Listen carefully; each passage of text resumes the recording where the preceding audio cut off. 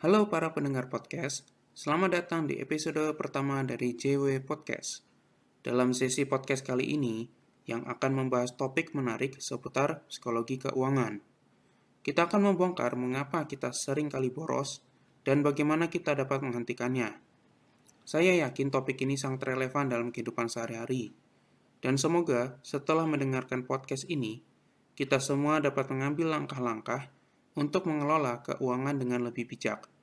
Jadi, mari kita mulai.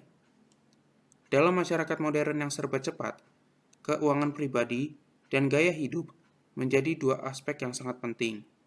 Kita seringkali terjebak dalam siklus utang dan kebiasaan boros yang dapat berdampak negatif pada kesejahteraan finansial kita. Banyak dari kita merasa sulit mengatasi tekanan sosial untuk terus mengikuti tren konsumsi, dan ini seringkali mengarah pada masalah utang yang semakin memburuk. Saya mengambil sebuah artikel dari Kompas berjudul Pinjol Bakal Masuk SLIK, OJK, jadi anak-anak muda itu aware, jangan main utang online. Dari pihak OJK, sedang melakukan proses untuk memasukkan kredit macet pinjaman online ke BI Checking atau Sistem Layanan Informasi Keuangan, SLIK. Hal ini menjadi perhatian untuk setiap dari kita yang mengalami tunggakan pinjaman online. Oleh karena itu penting bagi kita untuk memahami psikologi di balik perilaku ini, agar kita dapat mengambil langkah-langkah untuk mengubah pola pikir dan tindakan kita terkait keuangan.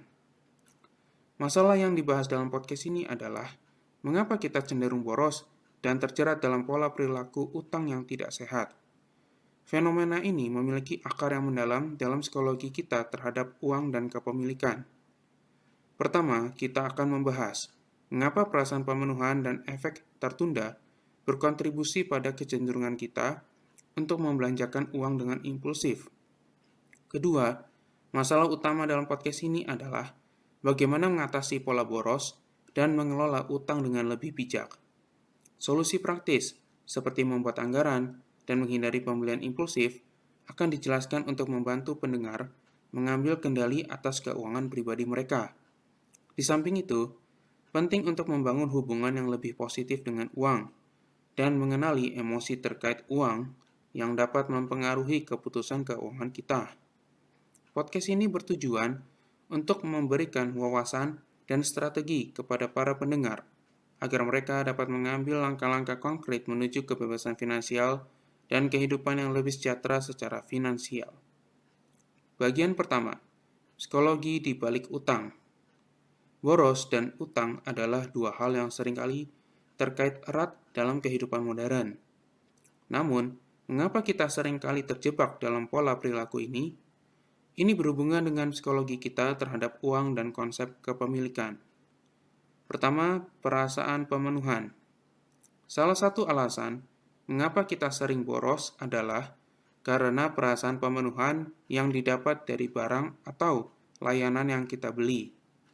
Perasaan pemenuhan adalah respons emosional yang kita alami ketika membeli atau memiliki sesuatu yang dianggap memuaskan atau diinginkan. Fenomena ini didukung oleh reaksi kimia dalam otak kita, terutama pelepasan zat kimia neurotransmitter yang disebut dopamin. Membeli sesuatu dapat merangsang pelepasan dopamin di otak kita, memberi kita perasaan senang dan puas. Inilah yang sering disebut sebagai pembelanjaan terapi, di mana kita merasa lebih baik setelah membelanjakan uang. Sayangnya, ini bisa menjadi siklus yang sulit dihentikan. Setelah kegembiraan awal mereda, barang yang baru dibeli dapat kehilangan daya tariknya.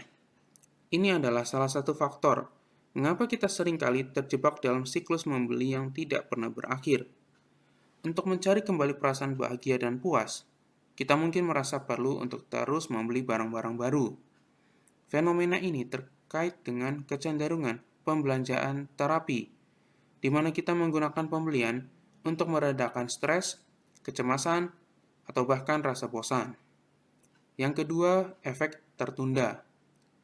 Psikologi utang juga terkait dengan efek tertunda atau penundaan pembayaran. Efek tertunda adalah fenomena di mana dampak atau konsekuensi dari suatu tindakan atau keputusan tidak dirasakan secara langsung, tetapi tertunda sampai waktu yang lebih lama. Dalam konteks keuangan, efek tertunda terkait dengan pengeluaran dan utang.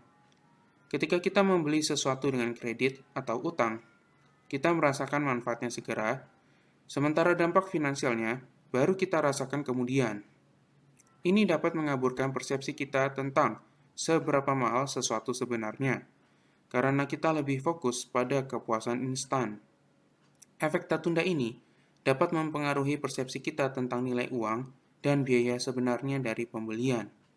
Kita lebih cenderung fokus pada manfaat segera daripada mempertimbangkan apa yang harus kita korbankan di masa mendatang. Akibatnya, kita mungkin tidak merasa terlalu khawatir tentang membelanjakan lebih banyak uang daripada yang kita mampu karena dampak negatifnya ditangguhkan ke depan. Kombinasi antara perasaan pemenuhan dan efek tertunda dapat menciptakan lingkaran setan yang sulit dihentikan. Kita terus membeli demi merasakan kepuasan segera, sementara biaya nyata dari perilaku tersebut ditunda dan mungkin tidak terlihat dengan jelas. Ini adalah bagian dari dinamika psikologis yang mempengaruhi keputusan keuangan kita dan dapat menyebabkan masalah utang dan keuangan dalam jangka panjang. Lalu, apakah ini tidak bisa dihentikan? Jawabannya tentu saja bisa. Untuk menghentikan dan terlepas dari lingkaran setan tersebut, mari masuk ke bagian berikutnya. Bagian kedua, menghentikan pola boros.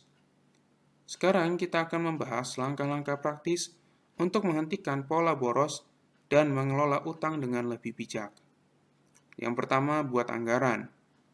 Langkah pertama yang sangat penting adalah membuat anggaran.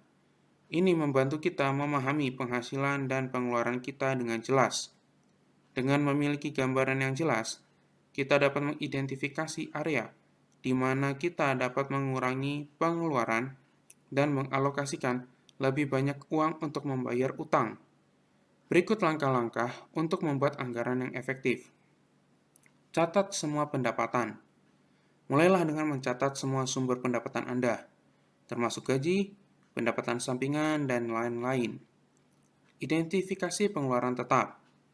Tuliskan semua pengeluaran tetap bulanan, seperti sewa, hipotek, asuransi, dan tagihan utilitas. Catat pengeluaran variabel. Catat semua pengeluaran yang bisa berubah setiap bulan, seperti makanan, transportasi, hiburan, dan lainnya. Hitung total pengeluaran. Jumlahkan semua pengeluaran Anda untuk memahami total pengeluaran bulanan. Tentukan tujuan keuangan. Tentukan tujuan keuangan jangka pendek dan jangka panjang, seperti pembayaran utang, investasi, atau tabungan darurat. Sesuaikan pengeluaran. Jika pengeluaran melebihi pendapatan, cari cara untuk mengurangi pengeluaran yang tidak penting atau mengidentifikasi sumber pendapatan tambahan. Yang kedua, hindari pembelian impulsif. Pembelian impulsif seringkali menjadi penyebab utama dari keuangan yang tidak sehat. Berikut beberapa tips untuk menghindari pembelian impulsif. Buat daftar belanjaan. Sebelum pergi berbelanja, buatlah daftar barang yang benar-benar Anda butuhkan dan tetaplah berpegang pada daftar tersebut. Beri waktu untuk berpikir. Jika Anda ingin membeli barang yang tidak ada dalam daftar, beri diri Anda waktu untuk berpikir. Tunda pembelian selama 24 jam atau lebih sebelum membuat keputusan. Batasi akses.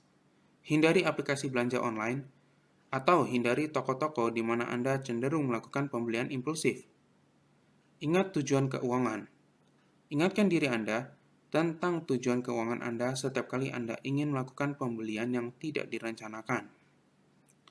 Ketiga, utang yang bijaksana. Jika Anda memiliki utang, mengelolanya dengan bijaksana adalah kunci untuk membangun keuangan yang stabil. Berikut beberapa tips untuk mengelola utang dengan baik. Prioritaskan pembayaran utang. Identifikasi utang dengan bunga tertinggi dan prioritaskan untuk melunasi utang tersebut terlebih dahulu. Konsolidasi utang. Pertimbangkan untuk mengonsolidasikan utang dengan bunga tinggi ke dalam pinjaman dengan bunga lebih rendah, seperti pinjaman konsolidasi atau pembiayaan ulang. Hindari menambah utang baru. Selama Anda berusaha melunasi utang, hindari menambah utang baru kecuali jika benar-benar diperlukan. Lakukan perundingan. Jika sulit membayar utang, jangan ragu untuk berbicara dengan pemberi pinjaman. Beberapa pemberi pinjaman bersedia merundingkan rencana pembayaran yang lebih terjangkau. Yang keempat, investasi dalam pendidikan keuangan. Investasi dalam pendidikan keuangan adalah langkah cerdas untuk mengembangkan pemahaman yang lebih baik tentang bagaimana mengelola uang. Berikut beberapa cara untuk berinvestasi dalam pendidikan keuangan. Baca buku dan sumber terpercaya. Cari buku dan sumber online yang berkualitas tentang manajemen keuangan pribadi. Ini bisa membantu Anda memahami konsep dasar keuangan. Ikuti kursus atau seminar. Banyak platform online menawarkan kursus atau seminar tentang keuangan pribadi. Ini bisa memberikan wawasan mendalam tentang topik ini. Konsultasikan dengan ahli keuangan. Jika memungkinkan, pertimbangkan untuk berkonsultasi dengan seorang ahli keuangan untuk mendapatkan nasihat khusus tentang situasi keuangan Anda. Gunakan aplikasi keuangan. Ada banyak aplikasi keuangan yang dapat membantu Anda melacak pengeluaran, membuat anggaran, dan mengelola investasi. Investasi waktu dan upaya dalam pendidikan keuangan akan membantu Anda mengambil keputusan yang lebih cerdas tentang keuangan Anda dan membentuk kebiasaan yang lebih baik dalam mengelola uang. Bagian ketiga, mengembangkan hubungan positif dengan uang. Selain langkah-langkah praktis, penting juga untuk mengembangkan hubungan yang lebih positif dengan uang. Yang pertama, fokus pada nilai sejati. Fokus pada nilai sejati adalah tentang mengalihkan perhatian dari sekadar harga suatu barang atau layanan dan lebih mempertimbangkan manfaat jangka panjang yang diberikan oleh pembelian tersebut. Berikut adalah cara untuk menerapkan prinsip ini. Tanyakan pertanyaan pemikir. Sebelum membeli sesuatu, tanyakan pada diri sendiri, apakah barang tersebut benar-benar akan memberi manfaat dalam jangka panjang? Apakah itu memenuhi kebutuhan atau tujuan finansial Anda? Hitung nilai per penggunaan. Hitung berapa biaya per penggunaan atau manfaat yang Anda peroleh dari barang tersebut. Ini akan membantu Anda memahami apakah harganya sepadan dengan manfaatnya. Bandingkan dengan alternatif. Selalu bandingkan harga dan manfaat barang dengan alternatif lain. Kadang-kadang, barang dengan harga lebih tinggi dapat memberikan nilai jangka panjang yang lebih baik. Perhatikan kualitas. Kualitas barang seringkali berkaitan langsung dengan nilai sejatinya. Pembelian barang berkualitas yang tahan lama mungkin lebih mahal pada awalnya, tetapi bisa menghemat uang dalam jangka panjang. Tujuan keuangan. Pertimbangkan apakah pembelian tersebut sejalan dengan tujuan keuangan Anda. Jika tidak, mungkin lebih baik menunda pembelian atau mencari alternatif yang lebih sesuai. Yang kedua, kenali emosi terkait uang. Kenali emosi terkait uang adalah tentang memahami perasaan dan emosi yang dapat mempengaruhi keputusan keuangan kita. Berikut adalah cara untuk mengenali emosi terkait uang dan mengelolanya. Catat emosi. Setiap kali Anda membuat keputusan keuangan, coba catat emosi yang Anda rasakan pada saat itu. Apakah Anda merasa stres, senang, cemas, atau lainnya? Identifikasi pola. Perhatikan pola emosi yang muncul ketika Anda membuat keputusan keuangan tertentu. Apakah ada pola perilaku yang selalu muncul dalam situasi tertentu? Cari pemicu emosi. Cari tahu apa yang memicu emosi terkait uang Anda. Apakah itu tekanan sosial, keinginan untuk menghibur diri, atau perasaan kurangnya kendali? Tantang pikiran negatif.